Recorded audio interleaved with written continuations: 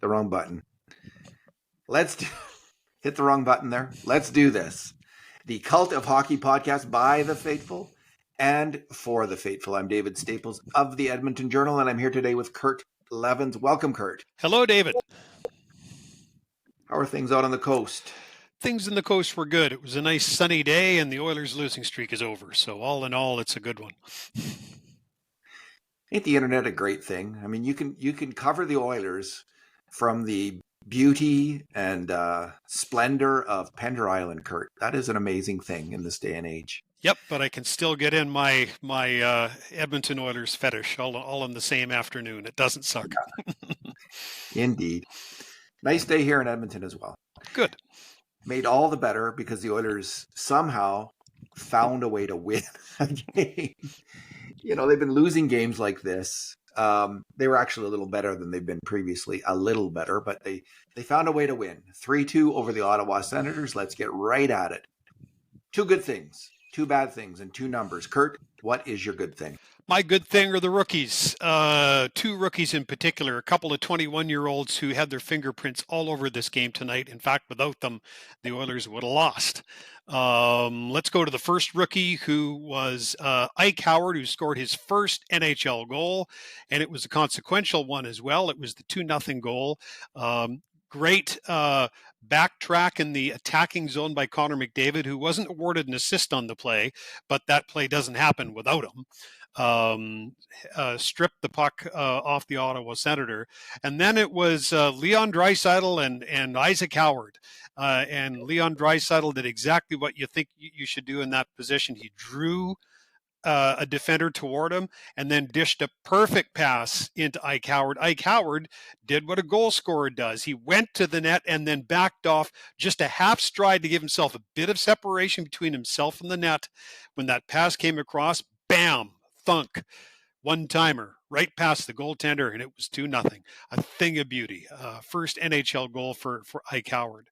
But the celebrations for the 21-year-olds didn't end there, because fast forward into overtime, it took the extra 3-on-3 overtime in order to decide this today. And in overtime, Matt Savoy, after the big guys, Draisaitl, Bouchard, and McDavid, couldn't solve it, including in an overtime power play. On comes Matt Savoy and Andrew Mangiapane and Jake Walman.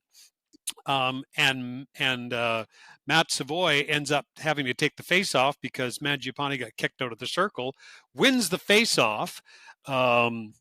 Matthias Ekholm just tips the puck back to Jake Walman, and Jake Walman just let one fly. Bar down. Game over. 3-2 Oilers. A goal for Ike Howard, an assist for Matt Savoy. We said at the start of this season, David, that if the Oilers were going to go somewhere, one or both of these rookies had to make an impact on the Oilers lineup. Well, both of them did tonight. Finally, eh? Wow. I mean, in Howard's case, finally. Savoy's been playing okay, I would say, hockey. Yep. Enough to hang in there as an NHLer kind of hockey. And again, he did tonight. He made a number of really good plays. But my grade comment was about to be, he's doing a lot right, but a point or a goal, like an assist or a goal, would be nice. And just as I was writing that, pretty much, he finally... in the third period, for instance, there was an absolutely great play where Nuge set him up, and he just couldn't drain it. He's got to drain that now and then. And he had two shots at that, right? Two shots on the same shift. One actually wasn't a shot on net; it was just an opportunity, but he couldn't get the puck on net. And then it was the shot, which he got robbed on. But yeah, well, you're not only prophetic; you probably deserved an assist on that play. No, not really. Not about me. Kurt, I loved Ike Howard's smile after that goal. He was so happy. And good for him. Congratulations, Ike Howard. A huge moment. To score your goal as a goal scorer's goal. Brett Hull talked about finding the quiet ice where you're open and people kind of forget you're there. Now they knew he was there, but they thought he was going to be a little, as you say, he dropped off. He backed away slightly. And that created that open space, that quiet ice for him to score a beautiful goal scorer's goal. I mean, it's an argument to try him on a top, like a little higher on the lineup, maybe. If you do that with skilled players. And what a better thing to celebrate your first goal in the NHL with your arm around Connor McDavid and Leon Draisaitl, who both assisted on the play. I mean, McDavid, there's no goal without McDavid there. Yeah. I don't know if he touched the puck or not, but he assisted on that goal. Yeah. Do you think it was a penalty on McDavid there, Kurt? What do you say? I think possibly, but I got to say the refereeing was really shady in both directions tonight. I don't think they helped one team or another, but like that first cross-checking penalty on Darnell Nurse was like, I'm sorry, and in what world is that a cross-checking penalty? And like the one on Philp, the one against, like where Philp was fouled by, I think, Stützle. How was it a penalty? Yeah, I guess it was in the hands, but it was a really, really marginal call at best. Lest we be called homers, which of course we are here at the Cult of Hockey, but no, the referees were calling some phantom calls tonight. But with back to Ike Howard for a second, it'll be interesting to see what happens now that he's got a goal, because goal scorers, putting one in breeds confidence. So you kind of wonder, where this may lead to next. And the other thing was, I know you weren't a huge fan of him playing with Adam Henrique, but those two players clearly had chemistry together tonight. Their numbers together tonight were good. And it's, sometimes having a really smart veteran alongside a rookie is just a good idea. And I don't think that hurt tonight at all. Although Henrique's best shift came with Nugent Hopkins and Savoy. He was prodding the net, screening the goalie when Savoy went in there and almost scored. And that's why that rebound came out there. Nuge put it off the pads and Savoy got it. It's because Henrique was there, and he won the puck back to the point on that same play. Henrique might have a place further up the lineup as a complementary player. Like, they're still sorting this out, obviously, as they go, and they've yet to do so. I mean, they moved Podkolzin up, for instance, today, and he had probably his worst game of the year. He was I didn't notice him hardly at all. So they're still figuring it out, who's going to play with who and how it's all going to work. But you can make an argument for Howard, let's say, to replace Roslovic for a game or two in the top six. Crazier things have happened. All right. My good thing is Jake Walman. What a difference one player can make in a game. Darnell Nurse has been really struggling the last two games with Troy Stetcher as his partner. Nurse still had a few moments in this game, but he had a better game. And Walman, before he scored, I had him as a 7. He had a good game. He was moving the puck really well. He had a couple stretch passes that led to grade A shots. He's just he's a really good hockey player, Kurt. A complete player.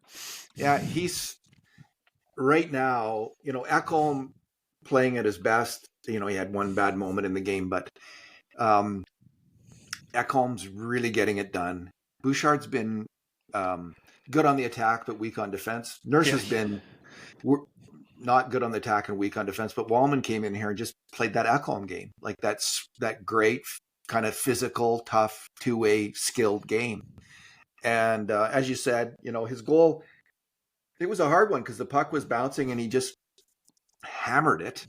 Something that had been frustratingly lacking. I mean, McDavid again passed up a slot shot on that 2-minute power play. Yeah. He pounces on Shabbat's turnover, and he has a chance to shoot from the slot, and he doesn't do it. Oh, anyway, Walman corrected everything by coming in there and showing how it's done, getting that puck at the point and hammering it on net. And Bouchard should take that shot more often. There was at least one opportunity when he passed up a shot. Like, part of it's being ready to shoot, but and Bouchard did get 2 shots from the wing, but on the power play in overtime. On the power play, he was a little far. He needed to be another foot or two in, I think. His spacing seemed a little off. I was okay with that sequence, actually. I thought that was one of his better moments in the game. Yeah. He did get 2 hard shots on net, but they weren't that threatening, the 2 shots, other than they were hard shots, because the goalie was able to read the play quite easily. And Venus Allmark might have a different answer to that, but okay. Point taken. Anyway, I'm rambling a bit here, but Walman was fantastic. And Yeah. welcome to Jake.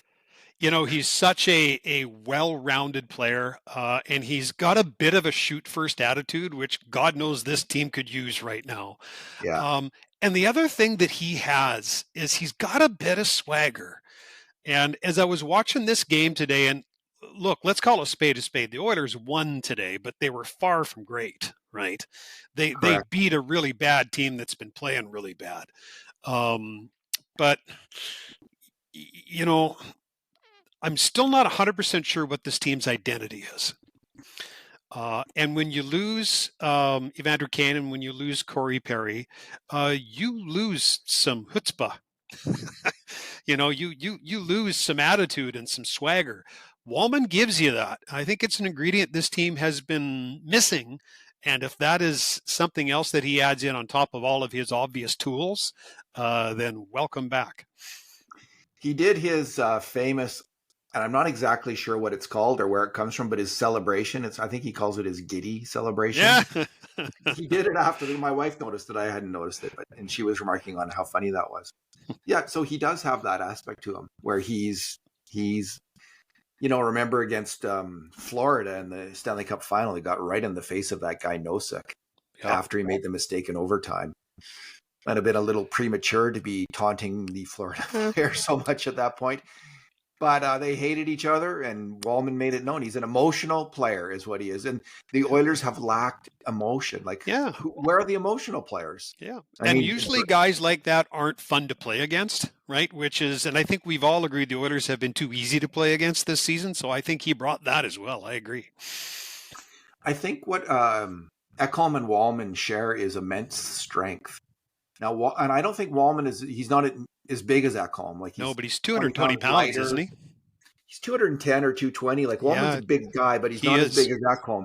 But he just strikes me like when he goes to the slot, he was standing in front of the slot actually towards the end of the power play in OT. And he looked like a good net front guy. Like there's no moving him. He is a strong, aggressive hockey player. He's built like a fire hydrant. He is. Ekholm's built like a tall fire hydrant. 6'1", 218 pounds. Wow. That's a pretty thick hockey player. That's a big man. Yeah. That's a brick crap house. All right. Kurt, your bad thing? We could have used a big, thick fire hydrant in front of our net on the 2-2 goal. The 2-2 goal was, you know what? It's funny. The last couple of games we'd been saying, Kulak and Eberson have been their best pairing these last couple of games. Yeah. But that play was mostly on them. There was another player that was at fault in this one as well. But it was a long bomb from the point. I give the Ottawa Senators shooter credit for taking that shot because there was traffic in front. There were two Ottawa Senators right on top of the blue paint, but standing in a perfectly legal area, as well as two Edmonton Oilers defenders, Brett Kulak and Ty Emberson. And much to my angst as a former retired defenseman, our guys didn't lay a bloody glove on their two guys. And so when the puck, deflected off and went past Stuart Skinner, I mean, even the commentator said, well, how was Skinner supposed to see that? It bothered me as on the play, Kurt. Did it hit one of the Oilers? Yeah, it hit Kulak, but still, it's a deflection, and there's no way Stuart Skinner's seeing that puck. It bugged me just as much as the Darnell Nurse play the night before, where that guy walked out of the corner and Darnell tapped him, but otherwise just let him walk into the slot and score. Well, same thing tonight. These two guys are parked right in front of your net.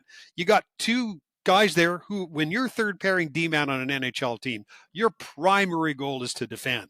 For one of them to not at least attempt to move them out of the way is unforgivable on a goal like that. I expect better of Brett Kulak, who's generally been quite good this year. Emberson's been up and down. But you know what?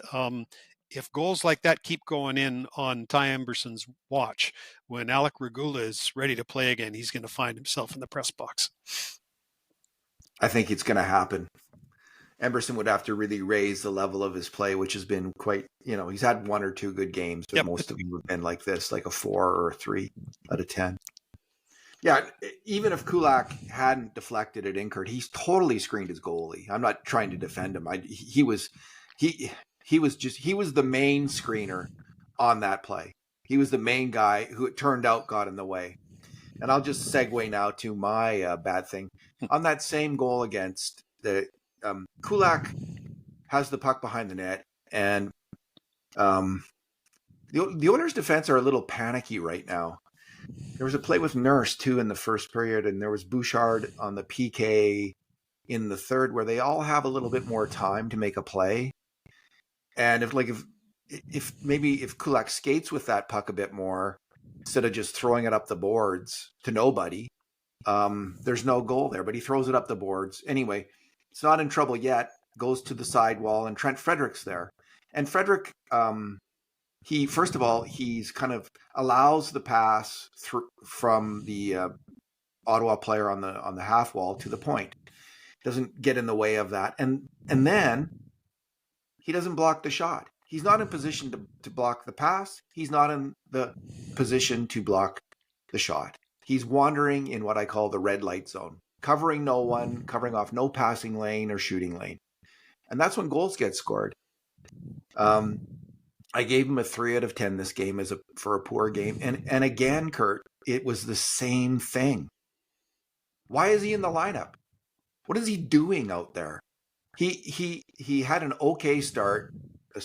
His second game was good with McDavid and Draisaitl, but since then, man, he just doesn't seem to understand his role.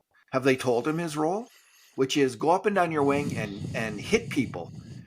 And forecheck like hell, and win the puck on the forecheck, take it to the net. It's real back check, forecheck, paycheck for 8 years. That's what it is. This is not trending well in the early stages. I'll still say it's the early stages, even though we saw his audition all last playoff season, and now we're 7 games in here. It's still too early to make any firm, definitive comments. Players are up and down. I think it was you who said, Kurt, like with his injury, the high ankle sprain, it can take a long time to come back. Yep. And it's possible that he's still not fully up to speed from that injury. I see that as a real possibility. So I'm not saying I'm not throwing this player in the garbage heap, but I am saying he is not coming close right now to getting it done, and he's got to figure out a way to contribute. You can't be a passenger through the playoffs and now in the regular season. If he's not healthy, he probably wants to play. I'm not saying sit him down, but he's got to do something to stay in the lineup, Kurt. There's lots of competition, and because of his new contract, he wouldn't be taken out of the lineup, but they wouldn't miss him if he did miss a game or two. I can tell you that with a straight face. Well, not the way he's playing right now. I agree with that. I have 2 thoughts. One, in addition to the 2 points in that play that you've already mentioned, he also went deep to the man in the corner that Ty Emberson was already covering. And on that play, which opened up things back at the point. So it was a poor read on his part as well on that play. And if you remember back to the loss 2 nights ago, it was a mistake in the attacking zone by him that led to a goal against. So this is critical defensive mistakes on 2 goals against in back-to-back road games. For a guy like that, who's supposed to be really a glue guy, a third line guy who plays sound defensively and with the burr under his saddle, that's the kind of stat that you can't have on your line. So he's got to figure things out here, because right now he's not filling the role they brought him in for. Kurt, what is your number? My number is 1,000. The career NHL game number 1,000 for Adam Henrique tonight. It really looks like the club did this up nicely. They all had Rico shirts as they were walking off the bus into the rink tonight. For warm up, everybody wore number 19, and they had the 19 patch on their shoulder. Henrique's family was all there. The little kids, the one older child read up the lineup card in the dressing room. Started the game centering McDavid and Draisaitl, and more importantly than all that, Henrique played a solid game as well. He led the forwards in 5v5 CF at 59% and was by far and away on a night where the Oilers lost a lot of faceoffs. He was by far and away their best faceoff man at 70%. At this stage in a career, a 35-year-old who's played 1,000 NHL games, you don't do that without being both a good, smart player and a good person. Nice to see all the honors for Adam Henrique tonight. I'm glad that he had a solid game that he can kind of have in his memory when he looks back on this day. Ironic that on a team as storied as this franchise, this is the first player to ever play his 1,000th NHL game in an Edmonton Oilers jersey. Excellent. He had his best game of the year. Agreed. And I've been criticizing him as too slow this year. But he can, I think, as let's say a fourth line center or winger, spotting up and down the lineup now and then. And again, I'll say it, if they picked him on the power play to be the net front guy, I don't think it would be a mistake. Yep, until agreed. Hyman gets back. He's got great hands there. I don't mind Tomasic there, but Henrique is also really good. So he found a way to help his team win the game tonight. And that's why he's played 1,000 games in the NHL. He's consistently found ways to do that as his as his career's gone along. Okay, Kurt, my number is, just trying to get it, this little, here we go, is 5. So I track grade A shots during the game. And one of the things I track is kind of hard plays on grade A shots. And this game was marked by, even though, so the grade A shots overall were 11 to 10 for the Senators, with the subset of 5 alarm shots, 5 to 4 for the Oilers. So it was very, very close in that regard. It was a low event game for both teams. They're both struggling, I think, on the attack, and they tightened it up defensively. Neither team did much. The Oilers did manufacture, though, for the first time this year, a lot of grade A shots on battles won. I'll point to the first goal, McDavid's power play goal. Bouchard came rocketing down the boards, and made a hard pinch and won the puck. And that's what kicked off the virtuous cycle on that goal. It went to Nugent Hopkins, who got it to McDavid. Earlier, I think Ekholm had made a really hard pinch to get things going. Let me see if there's any other notable examples. Well, I would say on the Ike Howard goal, that the Connor McDavid non-assist on that play, because he didn't touch the puck, but I think you'd class that as a battle one. I did, Kurt, and that's on my list here, and McDavid just dug in there and made something happen. And Leon Draisaitl was talking about, a little mystified about how things weren't happening after the last game. And this is what it comes down to, is winning these hard battles, winning battles, and imposing yourself on the game, dominating the game physically. And the Oilers have players, big players, skilled players who can do that. McDavid and Draisaitl, the two best examples of that, but also Ekholm, Nurse. Bouchard's a big guy. Walman's a big guy. These guys have got to do that, because there are some, the newer wingers they've brought in, we've seen them for a few games now, they're more perimeter-y. Howard, Roslovic, Mangiapane. Like, there's some grit to, Savoy. There's some grit to Mangiapane and Savoy's games, but they're not big Bobby Clobbers on the ice. No, and most of it's been along the walls. I'd like to see more of that directed toward the goal from both of those players. Yeah. And really, it's going to, Frederick, Podkolzin's been getting it done, which is why he was promoted to the top line. But Frederick has got to step up and help out in that regard. And Kapanen, now he's out for a while. But I think they did step it up a bit physically in tonight's game, and there was some hard plays that directly led to goals for. All right, final thoughts? Anything you'd like to add? On one hand, I was generally unimpressed with the Oilers game today. I know they say you should never critique a win. This was far from a this was far from a painting that you're going to hang in the Louvre. At the same time, they found a way to win the 5th game of a 5-game road trip, get 2 points, and come home. And at the end of the year, when you look at the standings, you won't look at the 2 points they took out of Ottawa today and go, well, they didn't play that great. That doesn't matter. It's 2 points in the bank. And while this start to the season has been frustrating, points-wise, it's way better than the 2 previous seasons. So frustrating as it may be, they actually haven't dug themselves in as deep a hole as they have in more recent seasons. And this game today, if they lose it, that's bad. But if they win it like they did, well, now they're a 500 team to start the season. And, that's better than a kick in the head. Yeah. So this is more like the theft of 2 points or more like stealing the crown jewels from the Louvre. Yeah, exactly. We'll take that. You read my mind. All righty.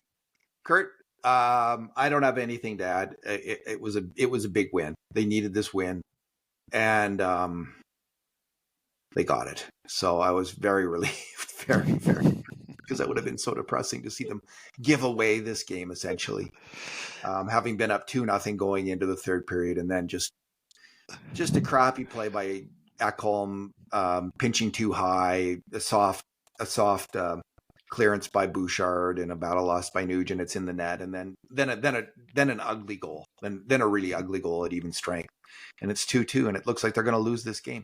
But one final thing I will point out is after that second Ottawa goal, Kurt, what you're going to say? Edmonton did not give up one more grade A shot the entire game, so there is that.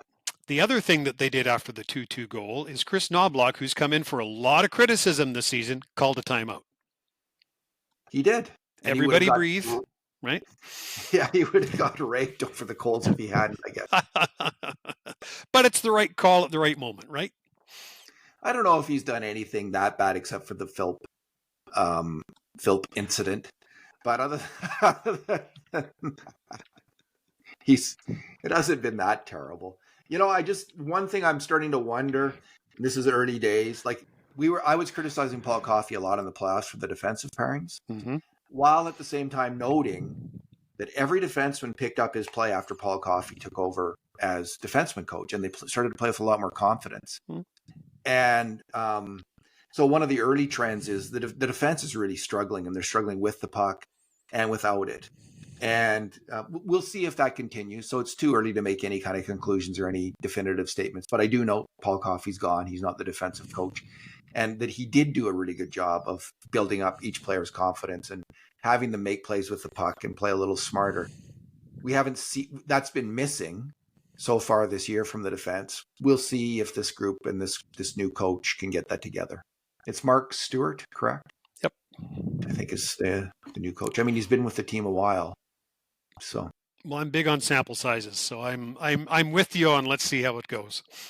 I am too. It's just been in my head the last few games, especially the kinds of mistakes that are being made, kind of lack of focus, lack of confidence. It's hard to say what. Anyway, we'll see if it holds up, and certainly helps having Jake Walman back in the lineup. It does. Kurt, thank you for talking tonight. It was a pleasure. Thanks, David. And in the meantime, and in between time, this has been another edition of the Cult of Hockey podcast. Go Blue Jays. I'm the last guy on the Blue Jays bandwagon, but I'm on it.